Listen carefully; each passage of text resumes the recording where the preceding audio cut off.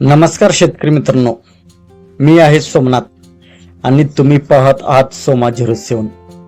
आज आपण तूर पिकातील एक अतिशय महत्त्वाचा विषय पाहणार आहोत, शेंडा खुडणी।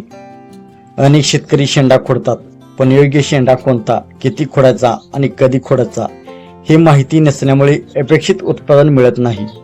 आजच्या व्हिडिओमध्ये मी तुम्हाला शेतात उभं राहून प्रत्यक्ष दाखवणार आहे की कोणता शेंडा खोडायचा, कोणता नाही आणि कोणत्या चुका टाळायच्या।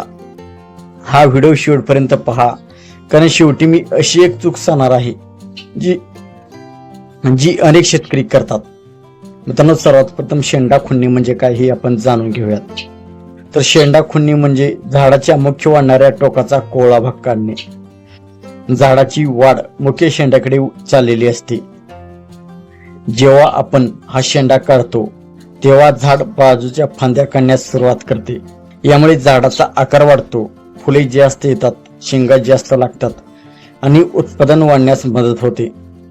तर शेंडा कधी खोडावा हा सर्वात महत्त्वाचा मुद्दा आहे। तूर साधारण 35 ते 50 दिवसाची झाल्यावर शेंडा खोडावा। झाडाची उंची साधारण 1.5 ते 2 फूट असावी। झाड निरोगी असावी, कोणताही झाडावरती रोग नसावा यावेळी शेंडा खोडावा।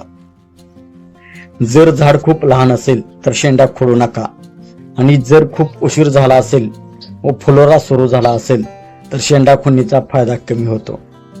आता सर्वात महत्त्वाचा प्रश्न, कोणता शेंडा खोडायचा? फक्त मुख्य वरचा शेंडा खोडायचा, जो सरळ वर वाढतो।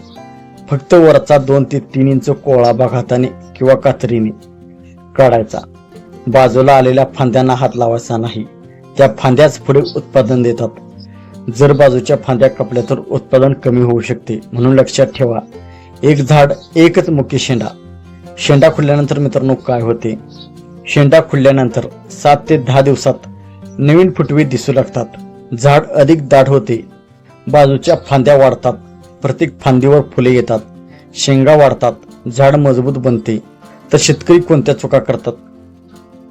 लहान झाडाचा शेंडा खुडणे, बाजूच्या फांद्या कापणे, खूप खाली शेंडा कापणे, फुलोरा आल्यानंतर शेंडा खुडणे, पावसात शेंडा खुडणे, रोगड झाडाचा शेंडा खुडणे, सर्व झाडांचे शेंडे एकाच दिवशी काढणे, जरी काही झाडे लहान असली तरी त्या झाडांची शेंडा कापणी करणे, शेंडा खुडल्यानंतर खत न देणे, तण तसेच ठेवणे, शेंडा खुडल्यावर पिकाकडे दुर्लक्ष करणे, जी शेतकरी चूक करतात। तर शेंगा खुडल्यानंतर काय करावे? शेत स्वच्छ ठेवायचे आहे, तर नियंत्रण करायचे आहे। जर खताचा डोस बाकी असेल तर योग्य वेळी द्यायचा आहे। शेंडा खुडल्यानंतर साधारण 7 ते 10 दिवसांनी झाडातील नवीन फुटव्याची वाढ तपासायची आहे। मित्रांनो, योग्य वेळेत आणि योग्य पद्धतीने शेंडा खुडणी केली तर तूर पिकामध्ये बाजूच्या फांद्या वाढतात आणि उत्पादन वाढण्यास मदत होते। जर हा व्हिडिओ तुम्हाला उपयोगी वाटला असेल तर लाईक करा, शेतकरी मित्रांना शेअर करा आणि आमचा YouTube चॅनल सबस्क्राईब करायला विसरू नका। पुढच्या व्हिडिओमध्ये आपण पाहणार आहोत शेंडा खुडणीनंतर कोणते खत द्यावे आणि कोणती फवारणी करावी, त्यामुळे चॅनल सोबत नक्की जोडलेले राहा। थँक्यू।